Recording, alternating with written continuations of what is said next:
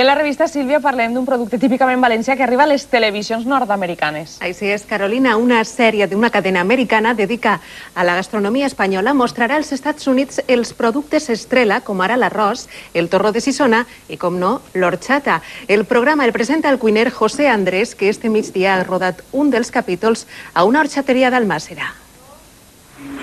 Es el rodatge d'un dels episodis de la sèrie que José Andrés grava en estos moments a València. Avui el xef ensenyarà als espectadors de la cadena americana PBS com es fa l'horchata i per això cal passar a la cuina. Les càmeres segueixen minuciosament l'explicació.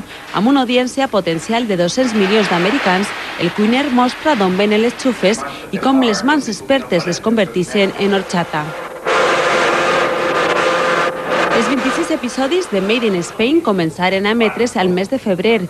2 capítols estan dedicats a la comunitat valenciana.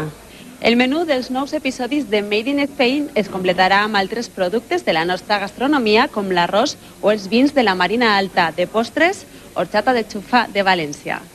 Hemos estado, como no, contando un poco la historia de la horchata, de la chufa, y no solamente desde la horchata en la horchatería, sino estando en el campo y mostrando cuál es el ciclo natural d'una xufa. I com el treball i el plaer no estan renyits, la jornada acaba amb una horchateta davant de les càmeres i també darrere.